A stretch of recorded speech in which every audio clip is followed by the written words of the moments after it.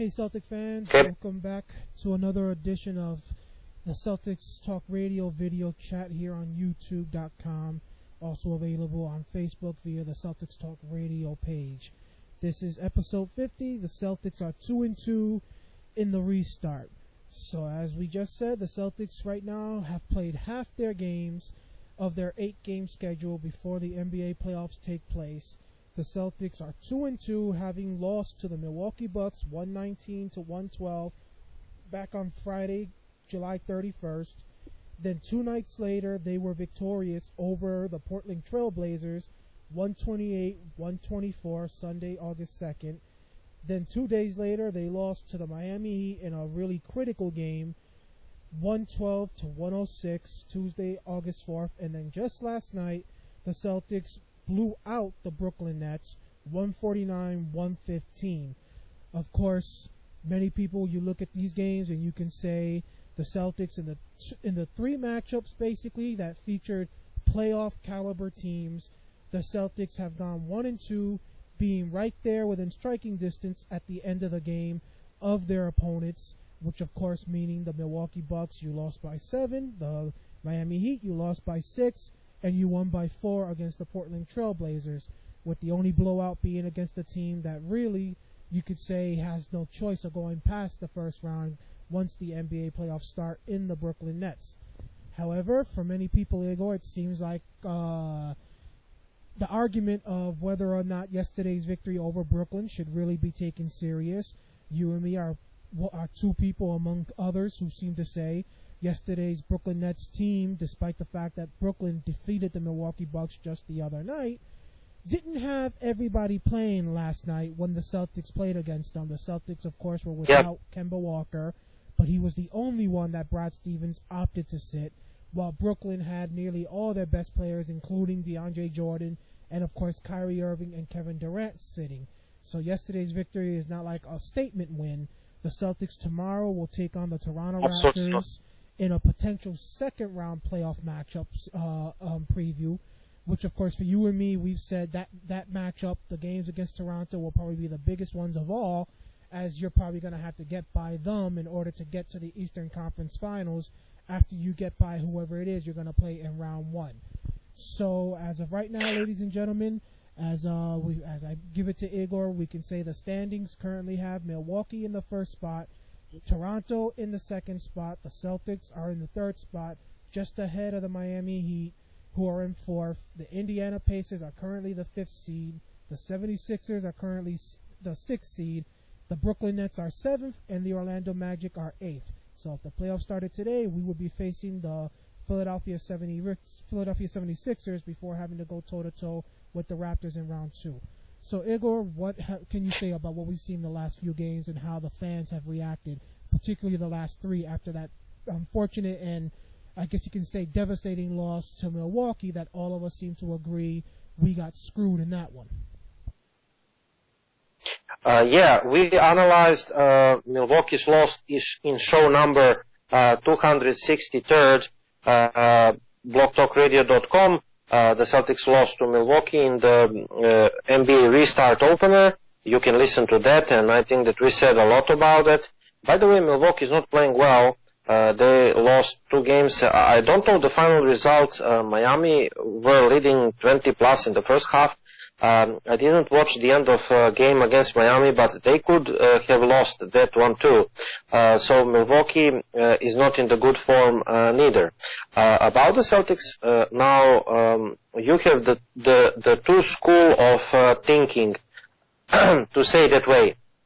The first bunch of people, Celtics fans, writers, hosts, they are saying that those games, seeding games, are just preparational games, and that we should not take seriously the results, from those games. The second school of thinking is taking those games seriously, and they're upset about the Celtics' performances, some Celtics players' performances, and those losses. The truth is somewhere in between. Jason Tatum himself admitted on the press conference, Danny, that, quote, we want to win all those games, but we are more concerned about the health, and we are trying to catch the right form for the playoffs, because the playoffs is what is the most important. I tend to agree about it, but like I said, if that means that the Celtics are tanking some games, which I don't think is the case, I'm strongly against it, as you know. Those games, especially preparational games, this is not usual situation. You don't have 82 games to prepare for the playoffs. You had 3 scrimmage games, you have 8 seeding games, and you have the players like Jason Tatum himself, who didn't train, in his own words, for 2 months. Now, the players should use those preparational games before the playoffs to get into the right form, because the playoffs is starting today is like 6th, 7th. Playoffs is starting in about 10 days or 11 days on August 17th. Before that, we will have play-in games. So everybody should be in the right form for the playoffs. Jason Tatum is right about it. And about losing games, again, there is no home court advantage, as we talked, but we should stay in the 3rd seed. We should try to stay in the 3rd seed, at least. If not, if we cannot catch Toronto position number 2, we should try to stay in the position number 3, because of the opponents and because of our ratings, team ratings and the players' ratings. Those seedings games are actually official games. So no matter what the people are talking, those games are counting for something, you know. Now about the games against Portland, we were at the edge of loss. We turned around 15 or 16 points lead from Portland. We blew up, 15 or 16 point lead. I know that we were leading 15 or 16, then Portland turned around in the 3rd, if I'm correct, and they were leading like 5 or 6. That's like 21 or 22 point swing, which is typical for the Celtics teams in last couple of years, because we do not play consistent. We're a young team and rebuilding team, no matter what the people are telling you. So the habit of rebuilding teams is that they cannot play consistent, and they play hot, cold, which we are exactly what we see from the Celtics. We managed to win this game against the Portland, which is good, but the holes that are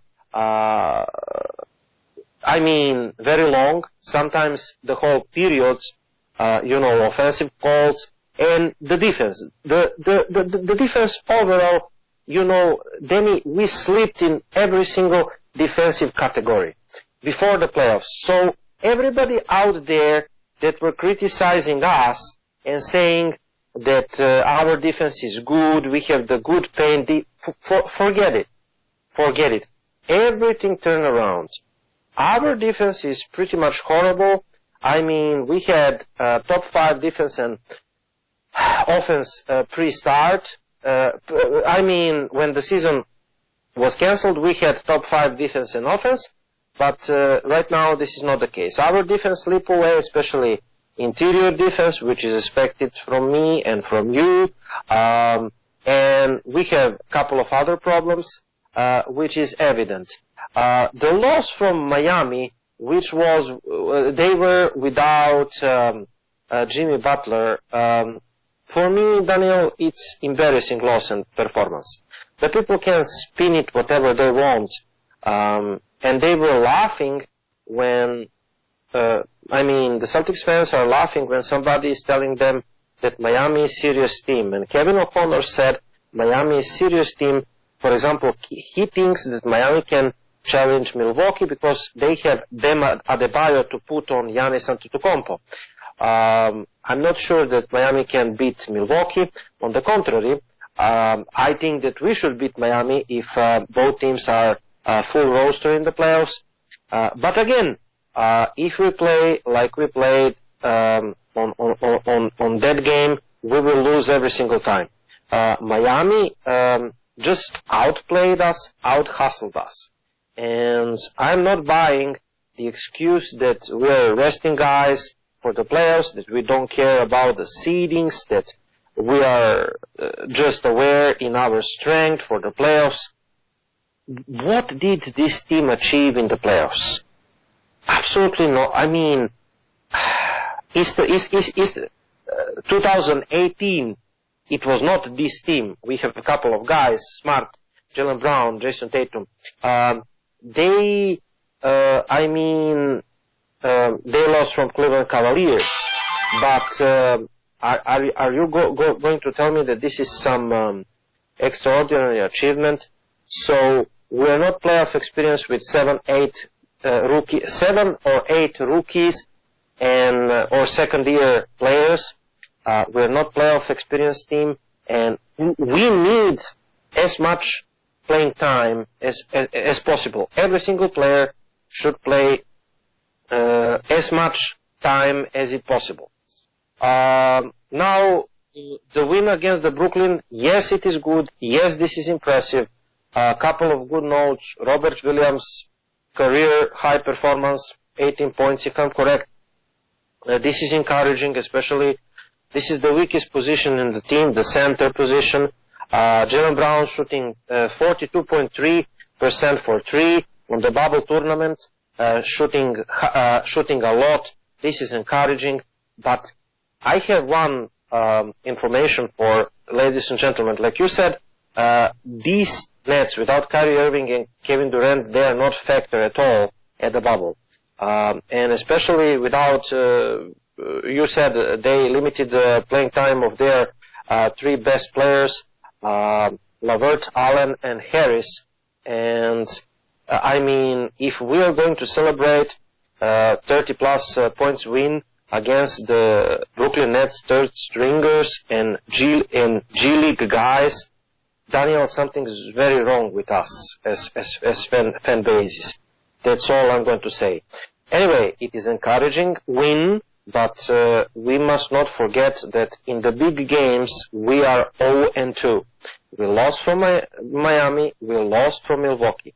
The third big game in this in those seeding games. The third big game is 9 p.m. Eastern Friday against Toronto Raptors, the second seeded team at the Eastern Conference. This is the third big game. You and I established our criteria. We are monitoring the big games. You're not showing your strength in the games against Brooklyn Nets of the world, Washington Wizards of the world, Chicago Bulls of the world, Phoenix Suns of the world, though Phoenix Suns are a good team right now. You're establishing yourself as a team or a player at big games. And you're showing how good team you are against the top 8 or top 6 opponents in both conferences. And we are not shining against that competition. That's all I'm going to say for the intro. What do you say yourself? Well, we haven't seen nothing thus far that we haven't seen already prior to the COVID-19 outbreak when it comes to this Celtics team. You got the fact that the Celtics are, how would you say, they're in a position where you're able to beat some of these, weaker teams, despite the fact that you may not have, all your players in it because of, the fact that, like, if you look at yesterday's game, a good example, how many times have we beaten some of these weaker teams in the regular season thus far prior to COVID-19 without having to have the whole team together, And we're still continuing to see, though, the struggles with the as you said, the center position and the protecting the rim. Guys like Giannis and I believe like the Lopez brothers, Nurkic, all those guys. Basically, I believe Nurkic is his name from Portland, but all these teams. So all these teams that have basically somebody, big and dominant have taken advantage of the fact that we really don't have much size. Daniel Also Portland, they have ex-Miami Heat center Hassan Whiteside. In other words, Daniel, every single Eastern Conference opponent is having the two good centers or three good centers. For example, look at Miami Heat. They are very versatile. They have Bam Adebayo, they have Kelly Olynyk, our ex-player. They have now Andre Iguodala. Miles Leonard, the best young big man, he didn't even play, So our opponents are big and very good inside, in the front court. And this is the biggest danger for us in continuation of the tournament. Please go on. Sorry for interruption. Yeah, so, you pretty much explained it with the big guy position. Nothing's changed. We haven't seen no major improvement, during the time that these guys had to be off. Nobody bothered to get into the weight room and start lifting the weights and getting their body to be a little bit bigger, to be able to bang with guys like Giannis and Joel Embiid and, Anthony Davis and Dwight Howard. It's still the same thing. It's the same thing also when it comes to our bench. Our bench, you'll get some production from maybe someone like Marcus Smart, maybe Brad Wanamaker, and maybe Ian Cantor if he gets enough minutes. But those are the only three guys you can really depend on something coming each and every game, with Marcus Smart being the one that's a virtual lock. And you and me have been basically telling people, we mentioned it on the last radio show after we lost to Milwaukee, and even the show prior to that, when we were discussing the schedule for the restart and what everybody was going to have to be looking at, the fact that your bench is going to be a critical component into how far you go this season, because there's a potential that you're not going to have Gordon Hayward soon. Fans, in my opinion, Igor, still don't seem to be coming to the realization of that ultimately if you lose Gordon Hayward because he chooses to go be with his wife for the birth of their child, you're going to have to make somebody from the bench come on to the starting lineup, which obviously the one that you're going to choose is Marcus Smart. So now instead of having three good weapons in the bench, now you're only down to two. Yesterday, in my opinion, Igor, the bench had a tremendous game, 69 points against the Brooklyn Nets in this case. But, that's encouraging. Yeah, but how many times can we say we've seen that from the Boston bench this season? Out of what? Close to 70 games now we've played, if you include all the games prior to the COVID-19 outbreak. We can say maybe about 10 games or so out of the 70, we've seen an outbreak like that where the bench scores half or more of the points for the total game. The rest of the games, it's all about the starting five having to do all the work, And yesterday, it just happened to come versus a team that, like you mentioned and I mentioned, didn't have all their star players playing. Milwaukee, you played against them, but they had no Eric Bledsoe. Now, Bledsoe's not a really big offensive threat in this situation, but sorry for interrupting you. I just watched them, and I have informations. There are three guys that didn't play against us: Patrick Connaughton, Eric Bledsoe, and Marvin Williams. They returned to the lineup. So Milwaukee is stronger right now than it was a couple of days when we played against them. Please continue. Yeah, so look at that. You had three guys who missed that game on the Milwaukee side, while everybody on our part got to play. The only, guy who really was limited in a way was Kemba Walker, because Brad Stevens and Danny Ainge have chosen to, restrict his minutes until the playoffs begin. And again, we know the officiating was crappy in that game, but you lost. A few nights later, you go against Miami. In this case, as you mentioned, no Jimmy Butler in that game for the Miami Heat, and they were playing on the second night of a back-to-back while you were rested. And so you end up allowing, Kemba Walker to play in that game, and so you had everyone basically, and you still lost to a tired Jimmy Butler-less Miami Heat team in a neutral site. And Miles Leonard is hurt for Miami, and right now Goran Dragic hurt himself in the game against us. He's not playing right now, but he played against us. He was the best player. Yeah, but that's another sign. You were rested and healthy in that game, while Miami wasn't rested and didn't have all their pieces, and you still lost. Miami back-to-back game. Miami was back-to-back game against us. So then, last night you played Brooklyn. It's the second night of a back-to-back for your team, and you and me said it after we lost to Miami 2 nights ago, that Brad Stevens could not afford to take the Brooklyn Nets lightly by resting all the guys, because unfortunately we do not have a good enough bench to take that type of a pleasure in resting all the starters. Yes. If you told me we had a bunch of players who are, veterans, established players, like we see with the Lakers or we see with the Milwaukee Bucks, then fine. You can go ahead and rest maybe a couple more guys in a second night of a back-to-back versus a weakened Brooklyn team.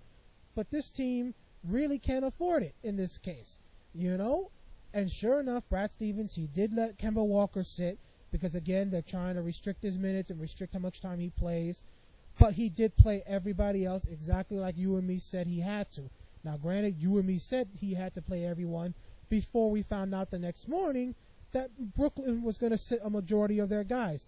So maybe yesterday you didn't really need as many of the guys as you did, but still, we're in a position where we can't afford to be basically taking games off and letting guys rest up, because your spot isn't locked. That's another thing people got to remember. You're fighting right now. It's not likely you're going to get it, but you're fighting for the second seed with Toronto. And, of course, you're fighting to keep Miami behind you so you don't fall to the 4th seed in this case. Right now, Igor, it's looking pretty much like this. Who do the Celtics and their fans want them to face more in order to get to the NBA, I shouldn't say NBA Finals, but at least to the conference finals? Do you want to see them play the Philadelphia 76ers in the first round and then the Toronto Raptors in round 2? Or do you prefer for them to face the Indiana Pacers in round 1 and then have to get by Giannis and the Bucks in round 2 in order to get to the conference finals? It's going to be one of those two paths in all likelihood, because I do not see, especially now with Ben Simmons suffering his injury last night in the 76ers game, I do not see the 76ers going up to the 5th spot. They're likely to stay in 6th. So the question is going to be whether the Indiana Pacers are going to play the Celtics or the Miami Heat in round 1, because I think Indiana right now, they're like a half game now behind Miami for the 4th spot after the loss today to the Milwaukee Bucks. So Indy could easily jump over Miami in this case and be the 4th seed, with Miami being the 5th. Question would be, would you sacrifice losing the 3rd seed to rest your guys in order to face one of those two teams, Miami or Indy, and whichever one you don't get, they're the ones having to face Philly? But in exchange, you got to play Milwaukee in round 2. Unfortunately, ladies and gentlemen, as Igor mentioned, we don't know how long Ben Simmons' injury is going to last in this case. We still got like I said, about 2 weeks to go, a little over a week and a half, basically, before the playoffs start. If you're facing Philly in round 1, there's a chance Ben Simmons may not even be around at that point. And if that happens, there's no excuse not to beat them at that point. But if you don't have Gordon Hayward, Igor, then it's almost a guarantee that if you face any one of these teams that are playing really good right now, which right now the top 6 seeds in the Eastern Conference are all playing pretty well in this case, you could be knocked off by any one of them in this case. So it's unfortunate what the team is facing. Fans got to realize that, next year you're going to be facing the exact same problems, because next year you're not likely to really improve the roster much, especially if you're going to give a max contract now to Jason Tatum after giving a max contract to Jaylen Brown. So there's just so much that's going to be on the line in this situation over the next, few weeks in this case. But last night was not it's a good win. Be happy that we won, and we're 2-2 now rather than 1-3. But last night was not a win to be celebrating. You got to get a statement victory over one of these top teams in the Eastern Conference before all is said and done and the playoffs start, in order to not only basically show you belong, but also prove to all these people that are out there, like, the NBA, analysts and all of that keep saying nobody's got a shot to knock off Milwaukee. Well, let's see. If you manage to knock off Toronto, and let's say Toronto beats Milwaukee at some point, what does that say about you? But if you keep losing to each and every one of them in this case, then really you don't belong there. You're just a team that basically took advantage of the fact that you managed to weather the storm versus the really hard teams at the beginning of the schedule and had a much more easier schedule. And that's the other thing, Igor. The Celtics have one of the easiest schedules out of all the teams that came back to play in this case. Yes. It's going to look bad Absolutely. on your part if you got an easier schedule than Miami, yet Miami's able to jump ahead of you in the standings because you didn't take advantage and take care of your business, So there's a lot to be decided over the next week and a half in this case. Brad Stevens has his work cut out for him, but the biggest thing has to be he's got to get the bench and the big man situation, the rotation figured out before you start going toe-to-toe with these teams in the playoffs. Yeah, I mean, everything you said is correct. I want to talk about the issues that we saw. You touched it. First one is the interior defense. So, I mean, in the regular season before the bubble, we defended paint well. And Daniel Tice, I must say, did extraordinary job. Grant Williams showed that we can count on him on the defensive end in the future. Also, the schemes of Brad Stevens, they were great. Last night against the Nets, we saw Robert Williams. Maybe Robert Williams will increase our chances for the playoff success, Daniel, if Stevens plays him, because Robert Williams is the only center that we can throw at Giannis, Lopez brothers, and hope that they can defend him. Of course, we have Shemi Ojule, who is not a center. And he can defend Giannis, but in small portions. Nobody can defend Giannis. Whole game, at least. Now, Daniel Tice did great job.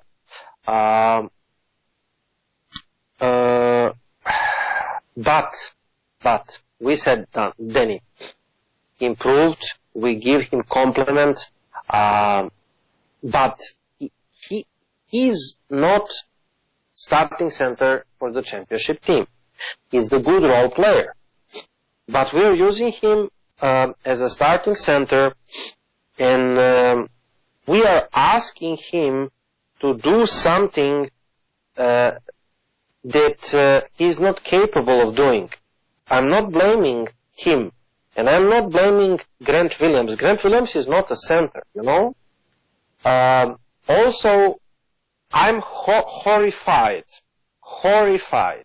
every single time I see Marcus Smart fighting with the centers and combinations like Marcus Smart at 4 and Shemi Ojule at 5. Okay, this is fun to watch. Marcus Smart hero ball. Everybody trying to post up Smart. Smart is tough guy. I understand that. But Marcus Smart is not power forward. And telling you about your roster construction. Now, again, we have switching scheme in which we're playing small. We're undersized team, playing small, trying to switch everything. So you have a lot of times Jason Tatum, Jaylen Brown, Marcus Smart guarding opposition's big men. What do you expect, Daniel, if opposition's big man is skillful player? If he's not dumb, what do you expect 70% of the time? You expect the bucket for the opponents and the foul if the opponent's posting up the small guy from the Celtics. that is guarding him. This is basketball. This is not PlayStation. If you are smart enough to use your mismatches as your advantage, you will get buckets and you will force the opponent's player into foul trouble. We saw that against Miami. Against Miami, Stevens trying to guard Bam Adebayo and Kelly Olynyk with Marcus Smart. And what happened? Marcus Smart was fouled out after 16 minutes.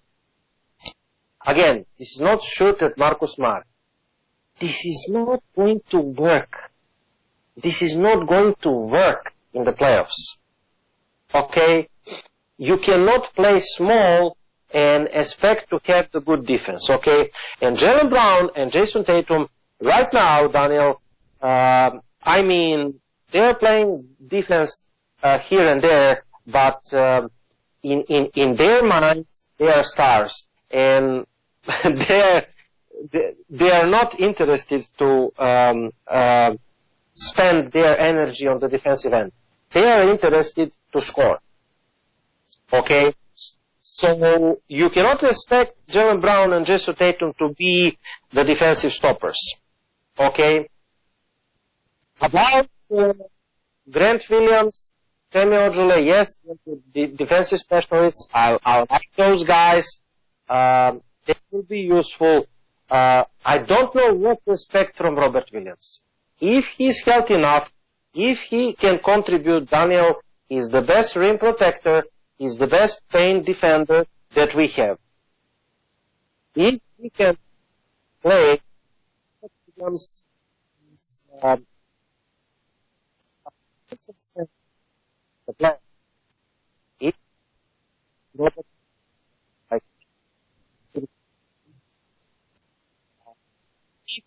give us the good, strong presence, interior. You mentioned Enes Kanter. You cannot expect the rim protection from Enes Kanter. You cannot expect that. You can expect the rebound, the offense, but majority of the time he will be unplayable. Okay? So he is not the answer. In other words, the roster construction is going to give us troubles and style of playing. Our style of playing small ball all the time, it will give us a lot of headache and troubles, and opponents will have points in the paint and second chance points. Look at Oklahoma, Steven Adams. Look what Bucks did to us with Lopez Brothers, Giannis Antetokounmpo, Ilyasova. Look what Miami with Kelly Olynyk, Iguodala, and Bam Adebayo did to us. Without their star, Jimmy Butler. Everybody is dominating the Celtics in the paint. This trend will continue. And I don't know why so-called experts are surprised that the Celtics cannot defend the paint. Because regular season is one thing, Daniel, but this is the real thing. Playoff is coming. The teams are playing preparing for the playoffs, preparing schemes for the playoffs, and the things will be totally different. And every single coach, every single opponent, they will use mismatches in their favor, and they will exploit the Celtics' weaknesses. And we have hole in the middle, and this cannot be good. This cannot be good. I saw Stevens playing a lot of zone defense, 2-3. What will happen when you play zone? You're daring teams to shoot you. And what happened against the Portland? Damian Lillard and McCollum get hot. Why? Because Yusuf Nurkic harassed us inside. Then Stevens started to play in zone. That means, Daniel, that our guards in pick and roll defense is they are going under screen to Damian Lillard, McCollum, and Gary Trent Jr. And Portland got hot from outside. So opponent teams are going to punish you if they have the good shooters, you know. going to punish you if you play zone. And that way they're going to break down your zone. So the solution is not simple. The solution is not simple, but it depends on who is healthy on the Celtics roster. Stevens will have real troubles to defend the paint. Thoughts? Well, it's you're not saying anything that's not true. We've been seeing it all season. Every time we go at it with one of these teams that have one of those star big men, even if you come away victorious, what is one reason why you basically didn't run away with the victory rather than it being a close matchup?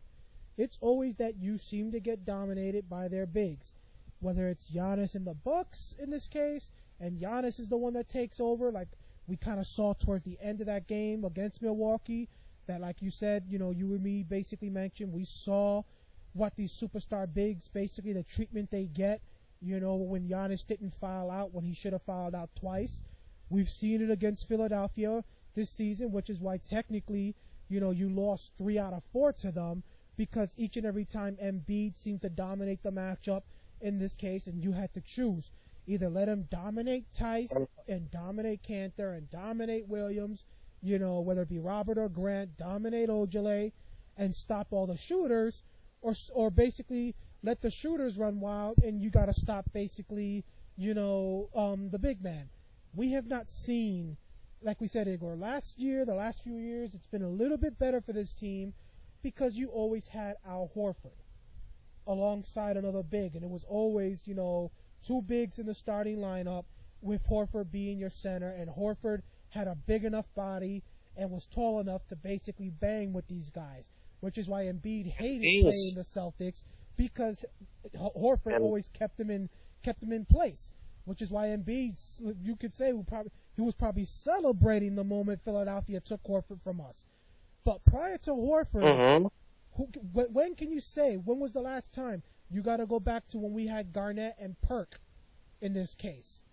The years we had those 2 guys together, when both of them were healthy, we didn't see, big guys back then dominating the matchup and basically dominating the Celtics to the extent where they carried their team to victory.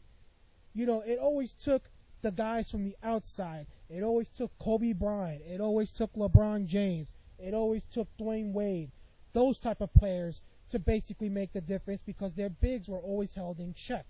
The moment we went into this rebuilding mode, it stopped, with Horford being the only chance you had. And like I said, you're not going to change it, ladies and gentlemen, unless Danny Ainge has a trick up his sleeve and is going to manage to make a deal for somebody. You're not going to get one in free agency, because all your money's going to Tatum, Brown, Kemba, and Hayward. As simple as that. Marcus Smart is going to want more money soon, because obviously he's worth more than what he's being paid in this case. But other than that, the trade is the only way you can look at it and hope that you get somebody. Yeah, Cantor, Tice, and Robert Williams, Igor, they have the height, but not the body mass in order to bang with these type of guys. While Grant Williams and Ojale have the body mass, but not the height, basically, to be able to put their hands up and just say, hey, Giannis, you're not basically going to dunk on me. You're going to have to shoot over me, because I'm not letting you get by me. So, the Celtics are in a tough spot here. You're going to have to basically not only beat these teams with their best superstar having a field day against, your big men. You're going to have to beat them with the fact that you're going to have the officiating in most cases going against you. Especially this season, ladies and gentlemen, me and Igor have made it clear from the get-go. This season, you're going to have more trouble, because now it's nothing but a bunch of guys in your team who want to be superstars. They ain't superstars. Not yet, in this case. If 1 year, 2 years, 3 years of playing in the league makes you a superstar, all because you got a max contract, then you know how many guys, Igor, should already be up there with the ranks of LeBron James and Kobe and all these guys? Ladies and gentlemen, your brain is not working properly if you're willing to say right now, today, Brown and Tatum are superstars. They're potential future superstars in the making. They're not superstars today. And that's the difference. What in the world is going to help the NBA get their cha-ching, make up as much money as possible when it comes to all the money that's been lost thanks to COVID, due to all the games that basically couldn't be played, all the tickets that had to be refunded, all the money that comes from these networks and commercials that ain't basically coming in because the games didn't get to go all to the 82. Having some really good ratings come playoff time, especially towards the end of the season when you have the Eastern Conference and Western Conference Finals and the NBA Finals themselves. And today, ladies and gentlemen, I put this down in the group. Today, unfortunately, Igor, nobody gives a damn about our history when it comes to championships. Yes. Many people... It is funny thing, Daniel, that our fans, Celtics fans, actually think they are so delusional that they believe that NBA fans in general, they love the Celtics and they love to watch the Celtics. Are you normal? I have one simple question for them. Are you normal? Are you living in the rock, in the cage, the whole life, or on the Mars? Do you read the comments about the Celtics, Patriots, Sox, and Bruins? NBA world and sports, they hate Boston sports. They cannot stand us. And Boston right now, despite all of you think that Jason Tatum and Jaylen Brown, they are superstars. No, they are not. I posted the ranking list. Jason Tatum is number 30. Gordon Hayward is 58. Jaylen Brown is 60th in some ranking.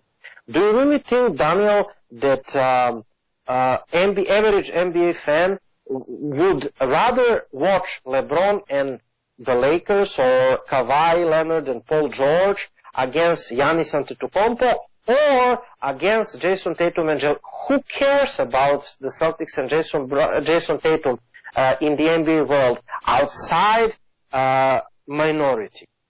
I mean, it's unbelievable way of thinking that based on the history, the Celtics and Boston Celtics and Los Angeles Lakers potential finals would have higher ratings than Milwaukee Bucks and LeBron James's,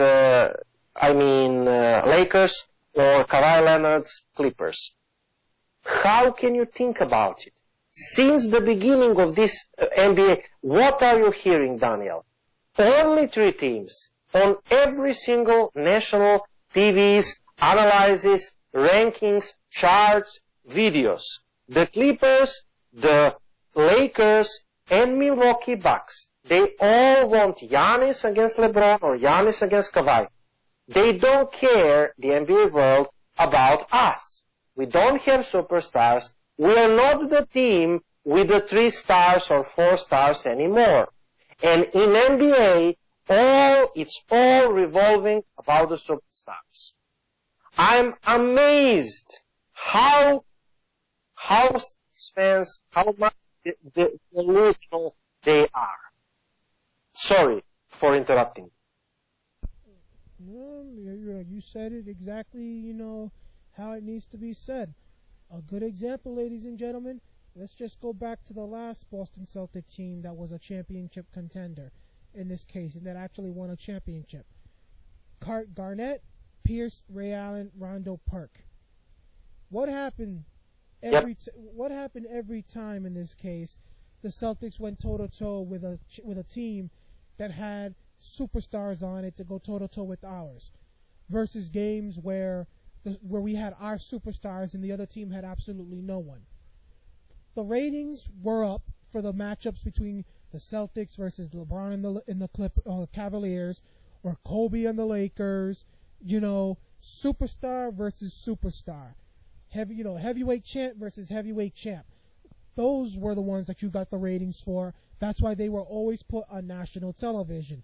While matchups versus teams, like the New Jersey Nets, for example, the Atlanta Hawks and all these other teams that really didn't have anything back then, were always put on regular, local networks in this case, because they weren't going to bring in as much, rating numbers as those big matchups.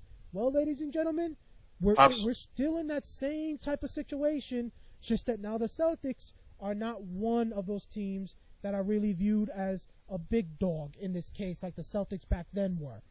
The Celtics right now, Daniel, are between number 6 and number 9.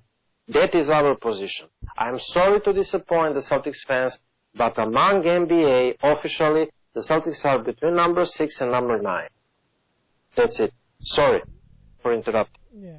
The Celtics, they're good enough to get nationally televised games because they can keep up with anybody on any given night and knock off anybody on any given night. But if it comes down to a situation where you're asking people, okay, you choose who the final 4 teams are that you want basically for the NBA, conference finals, and which 2 you want for the NBA finals, unless you're somebody who's a Celtic fan, you're not going to see no one mention the Celtics when they got Giannis in the Bucks and Joel Embiid in the Philadelphia 76ers in this case, or LeBron James in the Lakers and Kawhi Leonard in the Clippers on the Western Conference side. Those are the 4-2 teams everybody's going to want because they know there's a 5-star superstar showdown basically in the making. And if you can get it for 7 games, forget it. The ratings are going to be nuts in this case. So I hate to say it, but that's just the truth, unfortunately. Which is why every time we go toe-to-toe with one of these teams, why do we end up having a situation where the Celtics always seem to have an issue with the officiating? That's because the NBA is making sure the top teams with the top superstars are all the way on the top of the league, and they look as good as possible going into the NBA playoffs. It's very simple. Only way you're going to end up basically being one of those final 4 is, like I said, Igor, either A, you had to find a way to avoid Philadelphia and Milwaukee. Hope that Philly and Milwaukee ended up on the same side of the bracket, which is why I hoped in this case, Milwaukee, we all knew they were going to be number 1 seed. I hoped that we would see Philadelphia jump into the 4th or the 5th spot. So like that, the Celtics staying in 3rd wouldn't have to play either one in round 1 or round 2. Because in round 2, it would be Philly versus Milwaukee, meaning the NBA now had no choice but to let those guys play in round 2 in this case and have to let one of them go up and move to the next round versus a team like us or the Toronto Raptors or one of these other teams, But other than that, the only other option, ladies and gentlemen, that you can hope for is what we got right now, an injury. You have an injury to Ben Simmons. And it could be maybe that gets people to start thinking, okay, if Philadelphia is not 100%, maybe a matchup between them and Milwaukee in the Eastern Conference Finals isn't really the type of showdown we want. Maybe we get a better performance and a better 7-game series if you put Toronto in there, or you put Boston in there, or Miami in there, or Indy in there over Philly. But if Ben Simmons is deemed healthy come that time, ladies and gentlemen, you're not gonna get the respect. We saw it the other night against Milwaukee, Igor. Twice. Not once. Twice. You should have had Giannis Antetokounmpo foul out in that game in order for you to take advantage down the stretch and basically pick up a victory. And what did we see? Both times the officials basically overturned the call to make sure Giannis wouldn't foul out. When's the last time, Igor? Tell me. When's the last time we've seen that happen for a Celtic player named Jason Tatum or Celtic player named Jaylen Brown? That they basically get the officials. And the Celtics fans still think that they are superstars. Tell me how much delusional can you be to see that every single time we face Milwaukee or Miami or Philadelphia and to still believe in that. I mean, I really don't get it, but that's their problem, right? Yeah. Well, that's what I'm saying. You're not, until we see benefits like that, where the officials know, oh, we can't let this guy foul out because if he does, everybody knows the game is pretty much over and the other team is going to win. until you see that type of treatment given to Tatum and Brown, they haven't reached the superstar plateau yet in this case. You know, they're still on the pathway walking to the final destination, but haven't reached it. Now, it could be, Igor, it just may have to be that some of these guys leave the conference, leave the Eastern Conference and go to the West, and that makes your guys, let's say, the best players left over in the conference overall. You never know what might happen after this season with Milwaukee, with Giannis, because Giannis is a free agent, and if things don't go the right way for them, if they don't make the finals, he could very well choose to leave, but people got to realize that's the major difference between the superstars and the regular role players and guys on the up and coming. That the superstars have the officials in their back pockets. The league, they got them in their back pockets, pretty much, and they're going to make sure, one way or another, that player and that superstar is going to where they have to go. Now, last year, you can probably say, last year, what about LeBron and the Lakers? He was there last year, yeah, but LeBron had absolutely no one last year. So nobody was going to basically take LeBron to make the NBA Finals with a completely banged up and washed up team in this case. But this season, it's a different story. They completely redid the roster and got a bunch of other big name players to join forces with him. Think, it's Miami all over again, Igor. The LeBron James Miami Heat all over again in this case. Just that now the story and the show is in Los Angeles. So we're not going to get past that, Igor. You're going to have to find a way to overcome the deficiencies with your big man department, the deficiency with your bench, and the officials going against you, meaning you're playing 8-on-5 at all times on the court in order to actually win these series. Now, if you do it, Igor, you got more bragging rights than any of these other teams could potentially have in this case, because you had to do it basically with a much more difficult task in front of you. But if you don't, all we can say is, we told you so. Yeah, I mean, also the things that are potential danger that you mentioned, losing Hayward and Kemba Walker's knee.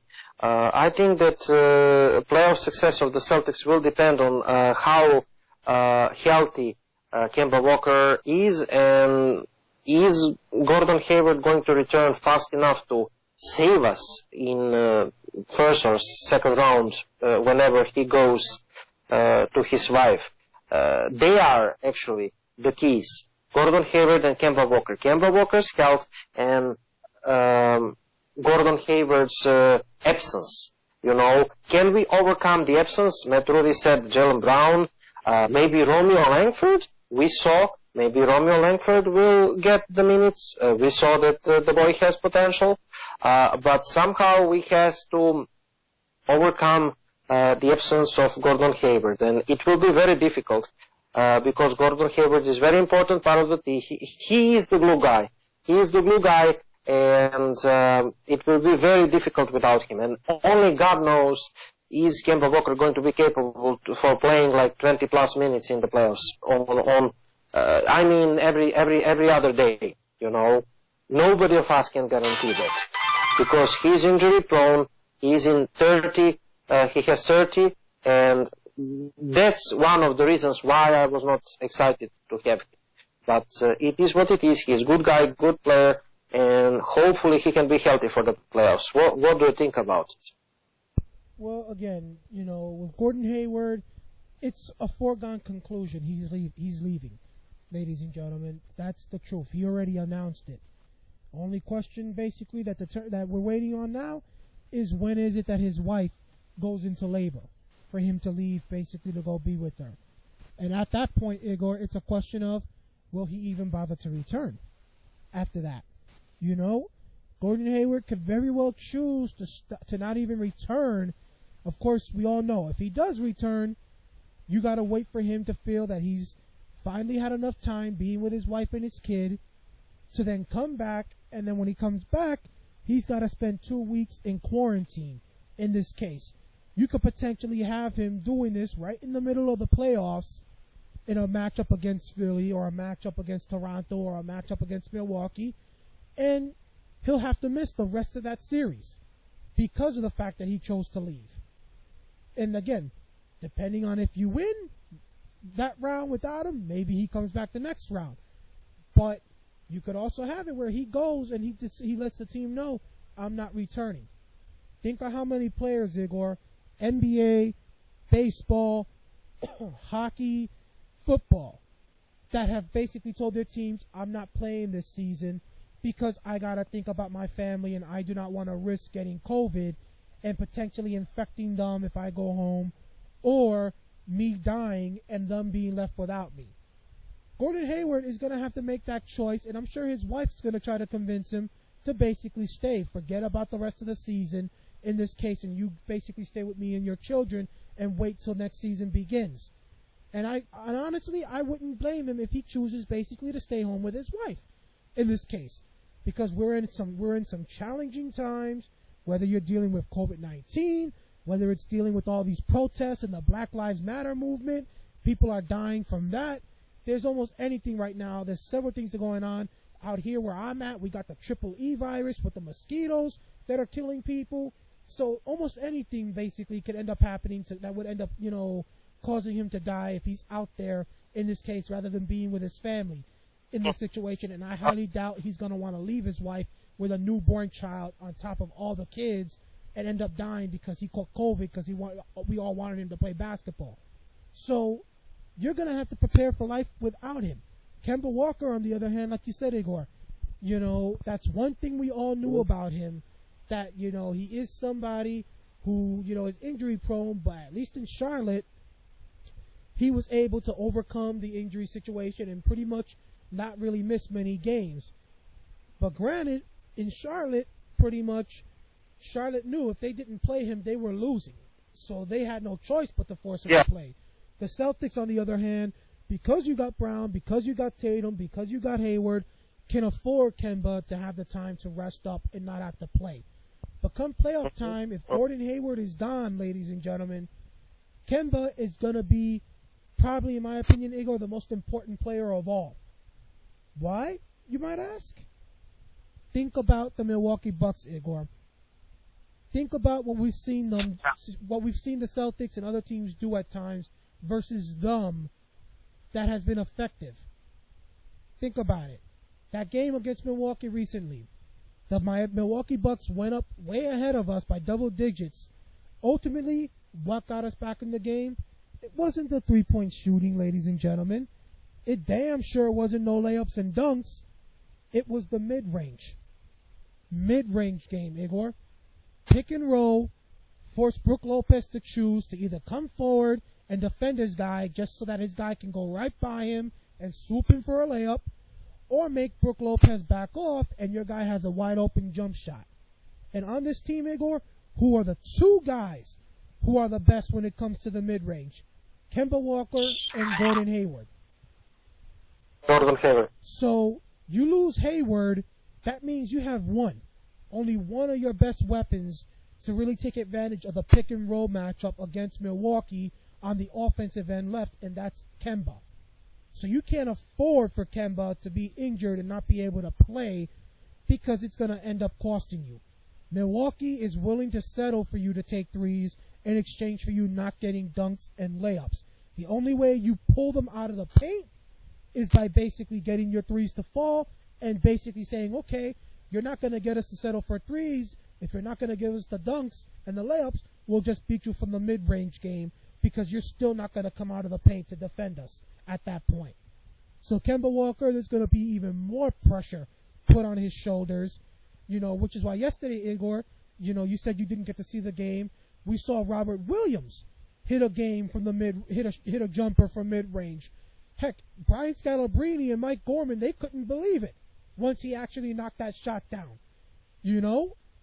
That's maybe Robert Williams with more playing time and more shot options could actually basically get a mid-range game going and become more of a Kevin Garnett type player, because we all know that was one thing that made Garnett so great. He was able to basically not only dominate on the defensive end, but he was able to basically be one of those guys that would say, I'm not gonna be restricted to only having to shoot down low. I'm going to go and shoot from outside. Tim Duncan, that's what made him a Hall of Famer. Dirk Nowitzki is going to basically be up there. Kevin Garnett, we all know, is going to be there next year in this case. So, ladies and gentlemen, the mid-range game. The mid-range game is going to be your critical game. Only problem is there's only 2 guys on this team that really try to take advantage of the mid-range, and that's Kemba and Hayward. And you're going to likely lose one of them, meaning the other one is going to have all that pressure on his shoulder to make the mid-range game work, unless you're going to have the other guys like Tatum and Brown start showing more of a mid-range game and forget about the three-pointers. And for the end, the next, the big game Friday night, Toronto Raptors may be the best team in the bubble, playing fantastic. I can talk about them, but not now. What do you expect? And it will be the real test for the Celtics team, this constructed Celtics team, right? Yeah, this is a statement game, ladies and gentlemen. You had 2 games already. You could have made a giant statement, like I said, by showing that you truly are the crown, one of the crown jewels, and you lost both. If you would have beaten Milwaukee, you would have really sent a statement to everybody else in this case, but you couldn't get the job done. And then Miami, to be able to tell everybody who feels that Miami might be the team to come out of the East if Milwaukee doesn't do it, because they feel Miami right now has all the pieces needed, and of course they got the franchise has experience basically being championship teams. Well, if you would have beaten them, that would have shown Miami basically the moment they come toe-to-toe with you isn't going to be in a position really where they're much of a threat, because you would have taken 3 out of 4 from them this season. Instead, you finished 2-2 because you lost to them also. So Toronto now is the defending NBA champions. Many people seem to feel that because of, like you said, Igor, the big guys on there, Siakam, for example, Kyle Lowry's been, playing really great this season, that maybe they're the ones that could maybe prevent Milwaukee from basically going to the NBA Finals. If you can knock Toronto off in this case, then people would have to say, okay, if we feel Toronto can knock off Milwaukee and be the ones to go to the finals, and yet Boston just knocked them off, maybe we have to reconsider the fact that maybe Boston still has to be treated as a threat in this case. Especially since, as we said, you got screwed in that game against Milwaukee, and you should have been the ones winning, not the Bucks. But if the Celtics lose tomorrow, ladies and gentlemen, that means they will have lost to all 3 teams surrounding them in the standings in this case, and you might have to start preparing yourself for the Celtics to be a 4 or 5 seed rather than being the 2 or 3 seed in this case. And you may have to prepare for a potential second-round matchup with the Milwaukee Bucks instead of a third-round matchup. So our guys, like I said, Igor, there's no excuse. No excuse, because there's no back-to-backs. Y'all had 3 months, 4 months, whatever it was, to basically rest up and get yourselves nice and healthy. In this case, if this was still a situation where we had a ton of injuries and you're losing to these teams, then you can maybe say, okay, we're not going to really care for it because we're not even 100% healthy. But if you lose tomorrow, and Toronto's going to have everybody playing, they already announced Kemba's going to have his minutes increased for tomorrow night's game. Tomorrow is your last chance, Igor.